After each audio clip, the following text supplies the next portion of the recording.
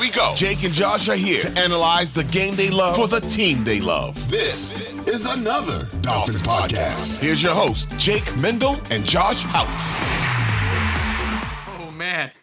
Oh, man. Are we actually doing this? Are we 2-0 on a Victory Tuesday? Josh, tell me I'm not dreaming. You're not dreaming, Jake. All of our hopes and dreams are taking place right before our eyes. The Dolphins won a Sunday night battle against the New England Patriots. I'm stoked to dive into this one, but yeah, man, another Victory Monday. This will come out on a Victory Tuesday, or we'll probably release it later today, right? I gotta get the kid. Never mind. Yeah, it'll be released on Tuesday, but happy to be able to come on here and talk Dolphins football with you, Jake. How are you doing today? Wow.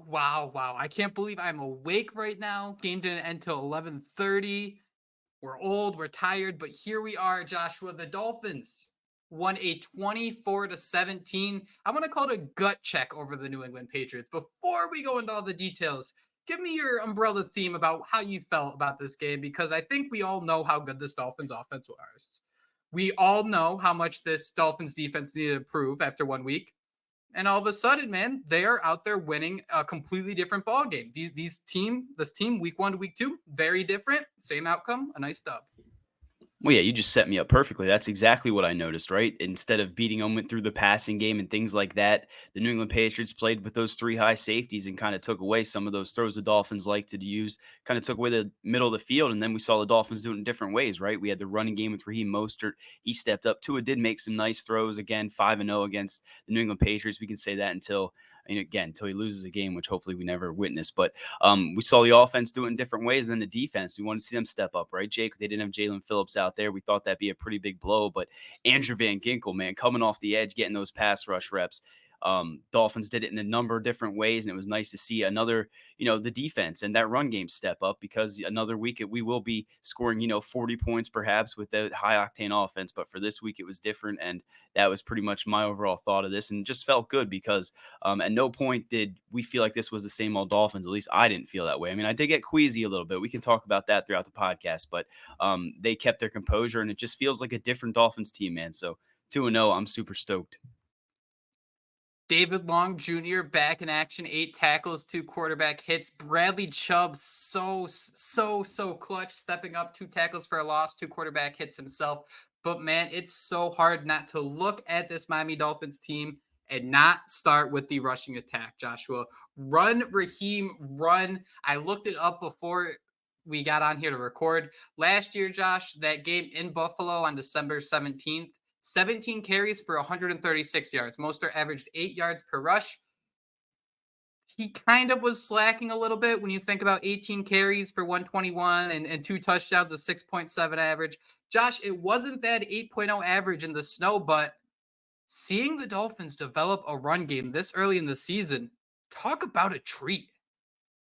Definitely a treat, and it was a full team effort. I mean, we're going to give the offensive line their flowers, but Raheem Mostert's starting to become almost like a road warrior, right? I mean, he had that game in the snow where he just kind of went beast mode on that nice run, went up there and played really well against Buffalo. And then this game, man, again, they were taking away some of the passes the Dolphins liked. They were checking down a little bit, taking the easy things, and then just Raheem Mostert, he broke off a 43-yard run, and I think, Jake, he is back to, the Raheem Mostert of old, right? I mean, he was banged up a little bit, recovering from that injury last season. This year, man, I mean, he looked so explosive. He busted away from everyone and was just off to the races. So Raheem Mostert might be the fastest player on the roster, like you said before, but they needed him to step up, and he definitely looks like that RB1. Salvin Ahmed got a little bit of work, but got banged up there, and we saw Devon Achane for the first time. But Raheem Mostert looks like he put all that noise in the back of his head this offseason, just put his head down and worked, because he looks like the best version of himself. And after last year almost getting 1,000 yards, I mean, woo-wee, man, that run game looked pretty good. Raheem Mostert scored the first touchdown of the game early in the second quarter, an 8-yard scamper, and then he delivered the dagger. Josh mentioned it, a 43-yard run, about 8 minutes left in the fourth quarter to put it away. Josh, I just can't think of a time like this. Is 2 straight games where the door was shut without the Patriots and without the Chargers getting their final answer. We heard some gripes about that final play of the game where Mike Gesicki, breaking news, couldn't break a tackle, but instead he decided to lateral the ball back to Cole Strange, a guard, and he came up just short. But man, how does it feel knowing that at the 8-minute mark, Hunter Henry catches this touchdown pass for Mac Jones to make it a 7-point game, 17-10. The entire Gillette Stadium's rocking and rolling. And then first play, man, Raheem Mostert just right up the gut after an entire performance of stretch run. They go right up the middle and he's just gone. He didn't look like he was 31 years old right there. No, not at all. And that's what's been so impressive. I mean, again, we heard all the rumors. We continue to hear rumors about which running back they'll bring in here. But Raheem Mostert looked the part of an RB1. And I mean, he just showed off that explosiveness that we haven't seen. But again, it goes back to that offensive line, right, Jake? I mean, Kendall Lamb looks great there filling in for Teron Armstead. We saw Isaiah Wynn, open up some holes. Connor Williams, I do think we'll talk about that, or maybe we should right now. But, man, that snap again, he almost costed us one there. And besides those bad snaps, whatever's going on there, he's looked pretty good in the run game. And then Austin Jackson might be back to his old ways a little bit, but dude, that run game looked pretty good. And that's what we wanted to see this season, right? And a complete effort, see Mike McDaniel commit to it. And I do think he committed to it better in this game than we may have seen in, years past. And Alec Ingold, right? He's an extension of that run game. We got to give him a hat tip because he was opening up holes. He was just doing everything out there. So Tua was only hit twice, sacked once by Matthew Judon. And yeah, it was another scenario, man, where you're not going to teach the next generation of offensive linemen based on this, 2023 Miami Dolphins group. But what you might do is you might teach the kids at the local high school on how you don't have to be awesome to get the job done type of thing, because they had to scratch and claw. It wasn't pretty, but at the end of the day, they did enough to keep Tua clean. They decided, the Miami Dolphins, to throw the ball 30 times and rush the ball 30 times, Josh. That is a clear cut right down the middle. I don't think anybody enters any game that features a Tyreek Hill and a Jalen Waddle thinking the split would be that down the middle. But man, you mentioned it. It seemed like every time the Patriots were exiting their defensive huddle, it kind of looked like an umbrella was opening up, how there'd be three guys just on the back end, just sitting back there and just waiting for the bomb to Tyreek, the bomb to Waddle. How did you feel about the play calling in general, where the Dolphins kind of just took their medicine with a smile on their face in the sense of, we can't play this over the middle or downfield as strike attack. We're going to switch it up a little bit. Yeah, and they did. You saw, again, them using the flats a lot more, checking down a bit more. And it was just nice to see because, again, they try to take away what our bread and butter, right? Tyreek Hill, Jalen Waddle, they still got theirs, right? We saw Tyreek Hill with a nice touchdown. We're seeing a lot of new motion out of Mike McDaniel's offense this year that you got to love, man. Those little half motions, whether it be with Tyreek Hill going into that wheel route. Alec Ingold was running them. Durham Smythe then ran one, and that's what opened that thing up for Tyreek Hill. But to see Tua not really, panic in those moments when they're taking that away and taking the easy, dump downs, letting that yak kind of build up there. I mean, let's be honest, man. Besides the play that really stood out to me was that Jalen Waddle screen. What'd you think of that one, Jake? Because that was one where you definitely saw that half motion, and then they threw the little screen to Jalen Waddle, and he took off. That was probably one of Miami's biggest plays offensively, besides that Raheem Mostert run. So they did it in different ways, and it was nice to see the way Tua could adapt because they did take away what he's been used to, and oftentimes, he'd be maybe forced a turnover. Although he did force turnover, right? He did have that interception, which we were all there like, oh no, what the hell's going on?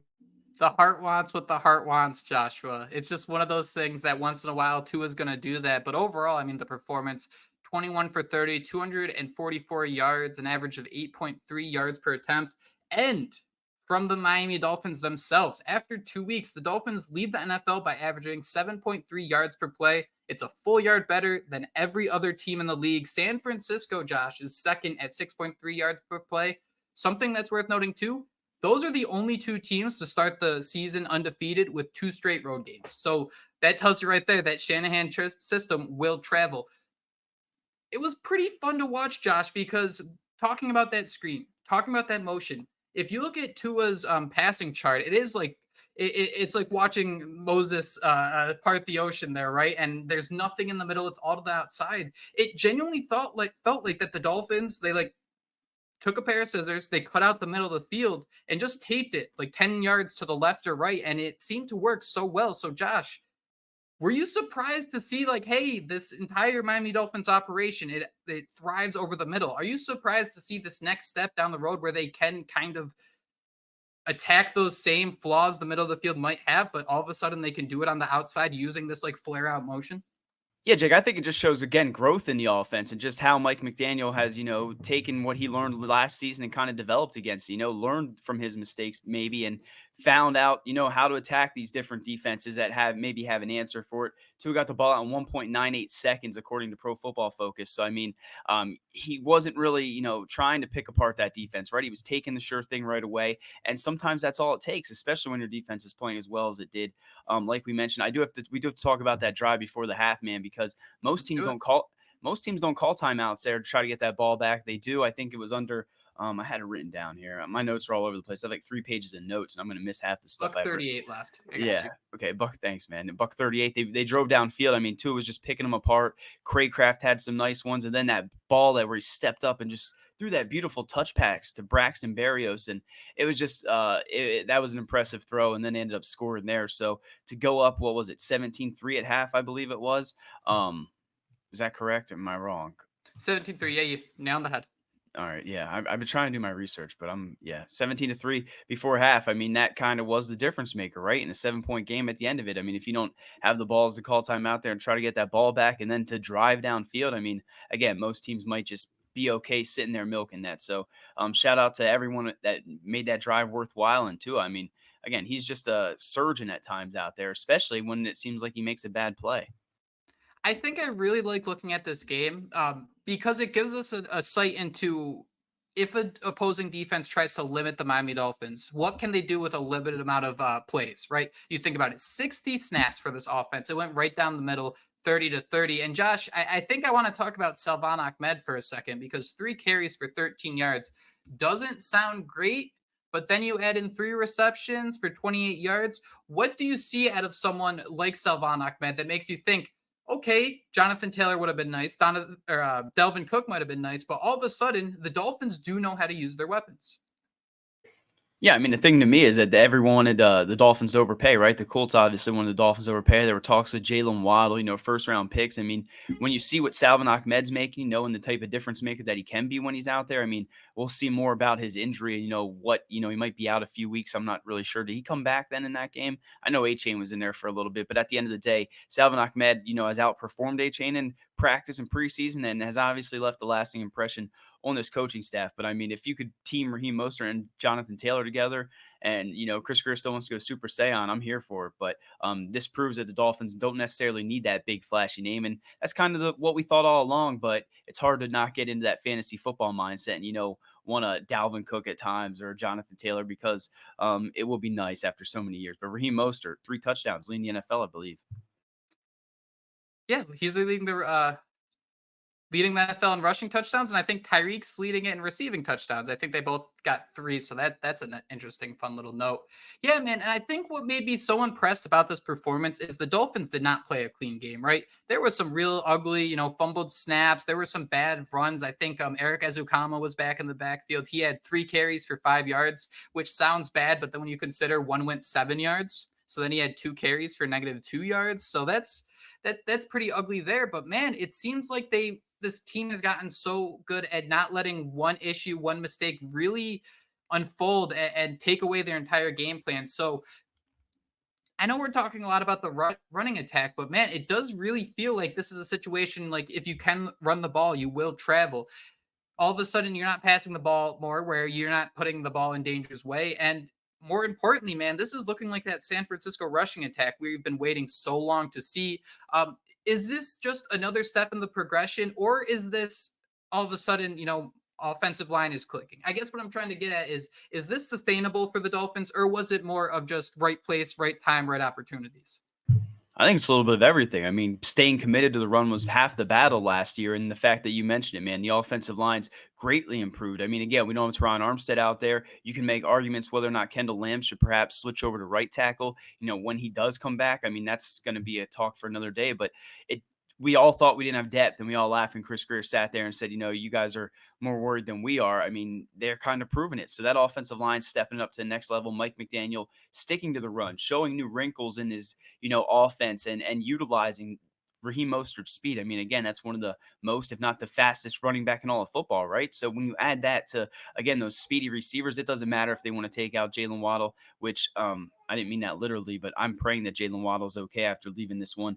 4 or 6 catches for 86 yards going. It just proves that the Dolphins have so many ways that they can beat you. And again, it reminds you so much of those Dolphin teams that, you grew up on as a little kid, and it just feels nice compared to years past.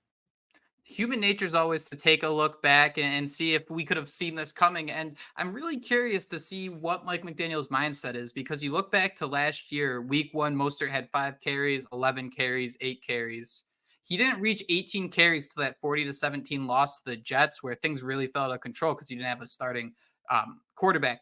Is this Miami's way of maybe saying, like, hey, we're going to do all our action to the outside. We're going to run the football early. So come November, December, and January, we can go back to attacking the middle of the field. Is this part of a long chess game, or is this really just taking what defenses give them? Because all of a sudden, man, if Tua has 2 more performances where he can make these outside option plays really work and just continue to move the ball down the field, all of a sudden, man, that the middle of the field is going to be completely wide open, and the Dolphins can go back to being, the team that absolutely blew out like Cleveland 39-17. I see a scenario like that. If they can continue just to prove like, hey, we can win in different ways. You can't just press us at the line. You can't stop the run. Showing that they can do so many different things is such a big problem. Yeah, and I think we're kind of getting ready to wrap up on the offense, right? I got to throw Durham Smythe's name out there. But yeah, man, it just, again, shows you that there's just so many different ways that this team can beat you. And I'm intrigued to see what the Denver Broncos decide to do, right? Week one, you saw the Dolphins go out there and pass at will against the Chargers, beat them in different ways there. This week, we saw it with the run game, the defense. How are the Broncos going to come out? Are they going to take away the middle of the field, use those 3 safeties similar to what New England did? Or are they going to try to attack this thing the way that went down in week one? We'll see. But we're seeing that Mike McDaniel can adapt and almost be a chameleon when it's needed to be most. And a guy like Raheem Mostert stepped up big time in this game. And it feels nice, man. Feels like those Reggie Bush days. Those are the most recent. That's the most recent running back that truly gave me happiness, goosebumps. Is it just me, or is it kind of like this wide zone offense? It's like, I don't know, man. It's kind of like watching a quarterback throw left-handed. Like, you can't just be any running back, I think, with this wide zone, because, man, just watching Raheem Mostert run, I don't know what it is, but to me, it's like everything, the translation comes out a little weird, because he always seems to be a little more straight up, but he's always falling forward and getting an extra yard or two. So there's no analytics or statistics to back this up, but when you see this wide zone, why do you think Raheem Mostert is so good at it? Because it just does seem like it's like maybe taking a German and having them speak French or something. It's very similar, but there are some distinct differences that make you kind of perk your eyebrow a little bit. Well, I was going to say it has to be the familiarity, right? I mean, he was with Raheem Mostert with the San Francisco 49ers as the run game coordinator. I mean, he has to, it's almost like a thing that he's kind of come to be very effective in. I mean, Dalvin Cook kind of alluded to it and said, I can come up there and run. I'm perfect for that wide zone offense. But Raheem Mostert, he's been in it year after year, and he's Mike McDaniel's boy. So I'll say it's that. And he just seems to have like almost patience. But then when he finds that open hole, man, it's just game over. I mean, seeing him pull away from everyone, it was just like, damn, this Dolphins team's different. And I think defensive coordinators are starting to realize that. Yeah, Mostert, he's spoken about how he surfs. It kind of does look like he's surfing out there. It kind of looks like he's just playing DDR without having to hold onto the bar too, which is always pretty impressive. He was on the elevator. We got to say he was on the elevator. Make sure we mention that. Yes, the Victory Monday elevator did feature Raheem Mostert, and rightfully so, man. I think too. I just go back to just a full, well-rounded team effort. Like, the Patriot fans all have their crowns on because, hey, we held Tyreek Hill to 5 receptions for 40 yards. Well, it's still an L. Like, at the end of the day, like when you go on the road, this played out like a snow game. I kind of felt with just the way they were able to run the ball. You were limiting Tyreek Hill and Jalen Waddle, and yet it still didn't really matter. No, it didn't matter. And since we're talking about Tyreek Hill, we just got to mention he is now 99 overall in Madden. I know we talk about Madden a lot. Yeah. Yeah, they gave him that right after this game. So yeah, they stopped him only 40 yards on 5 and 9 targets, but he still got that touchdown, and now he's still in the Madden 99 club. So I had to throw that out there because he was a little bit upset that he wasn't already in it. So now he got that crown, and he's just a difference maker, man. He is such a game changer out there, and again, I hope Jalen Waddle's healthy. Braxton Berrios, you got to tip your cap to him. I don't know how much we talked about him, but he's making blocks out there. He's making key plays, making big-time catches. So, dude, this offense just everything we dreamed of, right? Braxton Berrios, 2 receptions, 28 yards. And man, it's one of those things where if you're watching the box score, Braxton Berrios, okay, he moved the chains, but man, you can't put a price on just those clutch third down receptions he has had for the Miami Dolphins through a couple weeks. And that's going to be so helpful moving forward. Josh, I have one more offensive question to ask you, and it's a question I've asked you before. Is there a chance by the end of the year we are surprised at Durham Smythe? Like, do we? I think this entire offseason we understood what Durham Smythe was. He was just kind of that well-rounded Madden player, and Anthony Fasano, he's not going to be awesome at anything. He's just going to be solid. But he looks kind of interesting out in space. The Dolphins are trying to get him the ball a little bit. Don't get me wrong, it's 3 receptions for 23 yards. But I'm wondering if that ceiling might be a little higher than we once thought. Yeah, I think so. I think Merrick's son, playing those Madden games and those simulations, didn't Durham Smythe like have 11 catches or something crazy in the one sim? Yeah, 7 touch like led the league in receiving. I mean, that's kind of he doesn't have that type of potential, but I saw someone say, is this kind of our George Kittle light? And I mean, we see Durham Smythe doing things that I guess we wanted to see this year after the Dolphins committed to him. You wonder how jealous Mike Gesicki was. I mean, he obviously wanted this game so bad, man. He's slamming his helmet. They're trying to do the Miami Miracle to get 4 yards, and the dude wearing 69 gets stopped short. I mean, it was picture perfect. But Durham Smythe, man, I think that he's reliable again in blocking, and he can do things like that. And then he can get out there in the passing game, and we see him do things that I don't want to say Mike Gesicki can't, because we haven't seen those spectacular catches yet out of Smythe that we may have saw from Gesicki. But Smythe just seems like he's kind of more well-rounded and more consistent. And I think you're right, man. I think that ceiling might be a little higher than we expected. So let's see. Maybe he is our George Kittle after all. One of the weirdest tweets I saw before the game, before Sunday Night Football, was that now that the offensive line was good, someone was like, yeah, the offensive line, we don't have to get mad at them anymore. We need someone else to be mad at. We need to just be annoyed. We need to trash someone. And they picked Bradley Chubb. And that, it kind of made, like, one, you don't really need to trash players. You don't need to make up excuses for reasons to hate on people, but it kind of made sense. We were waiting for that signature Bradley Chubb performance. And on Sunday night, Josh, the stars kind of aligned. Jaelan Phillips was out of action. And all of a sudden, man, here comes the astronaut with probably his best performance since he joined the Dolphins. Yeah, absolutely. And I mean, I don't want to say that I sat there and discredit him, but I was sitting there, saw Roquan Smith highlight and kind of said, and I saw, why. But Bradley Chubb went out there and shut us all up. I mean, I was doing that earlier. I don't know if you could hear it. I don't know if it was an acceptable egg on my face, but I was like, that's my egg on the face sound. So I don't know if it sounds like a squid landing on my face, Mario Kart style. But yeah, man, he went out there, 7 total tackles. He had a sack. He had a forced fumble. He was making big plays when we needed it. And again, you mentioned Jaelan Phillips being out. You needed Bradley Chubb to step up and show why he's getting paid that, why the Dolphins gave up those draft picks for him. And I don't want to say that it all is forgiven, but you could see why he is that talented player that was drafted so high, when he came out, was, traded away for a first-round pick. So hopefully this is just a building step. But what do you do with Andrew Van Ginkel at this point? I mean, I know this is the Bradley Chubb. We want to talk about him. But, dude, Andrew Van Ginkel looked like a menace out there. And he was just learning to play inside linebacker. You thought maybe he'd play a little bit more there. But coming off the edge, I mean, he looked so damn good. And it's just crazy that they're giving Agba all that money. And you see Andrew Van Ginkel stepping up in these moments. So, I don't know where we're going here, Jake, but Bradley Chubb finally was the astronaut that we paid him to be. Just want to see more of it, more consistency. There's so much to digest about this defensive front, especially in a game like this. The Patriots were without their 2 tackles. Mac Jones, I think he was actually releasing the ball, entering the game 2.2 seconds, 2.4 seconds in week 1, which was 5th fastest in the league. And I think he was even quicker on Sunday Night Football because that pass rush was coming. You mentioned it. Andrew Van Ginkel, 3 hits. Bradley Chubb, 2 hits. David Long Jr., another 2 hits. So to take this one step at a time, we'll start with Andrew Van Ginkel. One, I'm so happy, man, that someone with the last name Van Ginkel is someone we can be hyped up about with. That's just like such a great name to hear someone yelling as they're sacking a quarterback.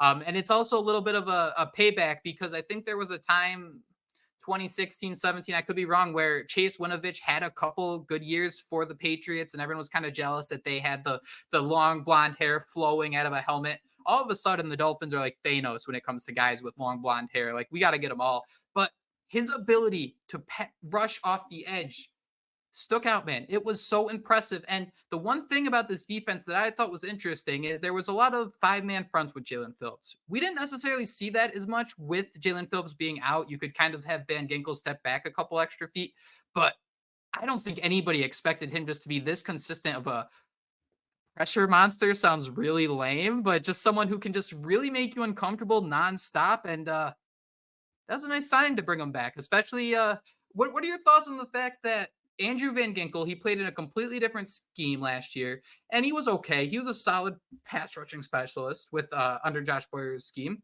You bring in someone like Malik Reed, the Vic Fangio system. It's after you sign Vic Fangio, so there's no excuse. What does it mean when someone like Andrew Van Ginkel can beat him out as that pass rushing specialist?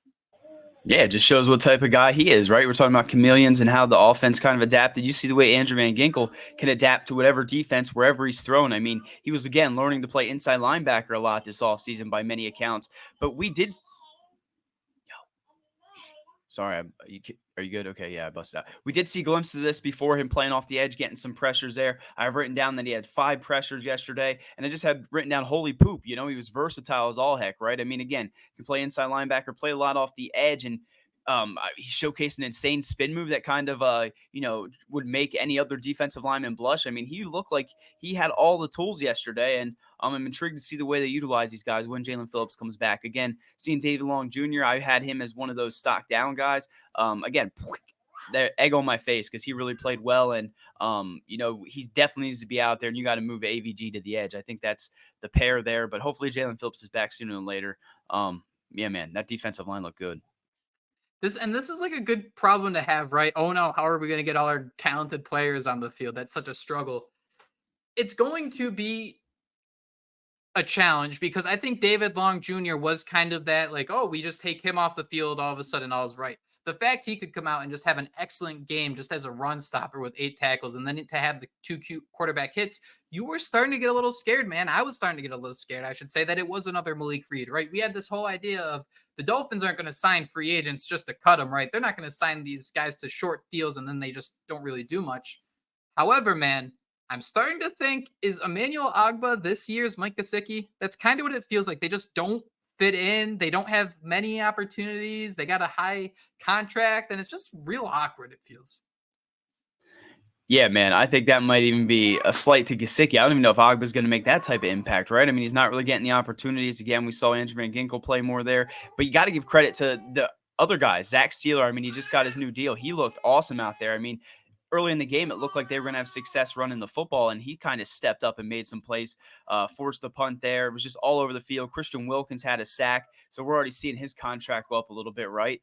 And then, again, Raekwon Davis, I don't know if I mentioned him, but he played probably one of his best games up there up front. So it was nice to see them bounce back after last week, but still some work that needs to be done. But you can see why Vic Fangio is making that money, and it was nice to see him adapt again against an offense that I honestly thought looked a little bit better than I was expecting, except for Devontae Parker. I do feel bad for them that he's their number 1, right? Kendrick Bourne's the number 1. We'll just go ahead and say that. This whole defense, man, there were some errors. Eli Apple made a couple errors, and like people were calling for hit. He still knocked away 2 passes. He had a hard hit. Like, I get it. I get that we want to get upset about every little play. We'll get upset at him. Yeah. That's kind of the overall theme there. that the Dolphins are in a situation, the Dolphins are talented enough where they can have some real ugly plays and you can circle it as real ugly, and they're still winning these games. They're still winning these drives. Yes, Apple did struggle, but also some more flowers. Man, Darth Cater, another strong performance. He might give up some receptions, but he ain't letting you go anywhere after you make that reception. And then Xavien Howard versus Mac Jones. I mean, that's like the most obvious interception that anyone could ever see coming there, I think. Yeah, man. You said X. You were talking about X? Yeah, man. We wanted him to step up big time. He kind of boxed out Devontae Parker, and I was joking. You wonder how many times that happened in practice, right? That whole Devontae Parker versus Xavien Howard. But it was nice to see everybody step up. You mentioned Cater Kohu, man. I mean, he's so good coming down and making those tackles and not letting guys get away. But then he's also so good in coverage. So I saw they don't send us, well, at least they don't send me the snap counts and things like that, which kind of bums me out because it's nice to see who all played. But I believe X played all the snaps. Cater Kohu played all the snaps. And then you had Deshaun Elliott and Javon Holland both playing all the snaps there at safety. So, I mean, we're all really high on Brandon Jones. We want him to get back out there, but it seems like they like those two guys out there. And I finally saw, you saw Deshaun Elliott make some plays and become a difference maker in this one. So, again, it was just nice when you wanted to see the defense step up. It sucks that, at times, again, we felt queasy, when it was a 17-10 game. There were some other times when Jason Sanders was coming out there.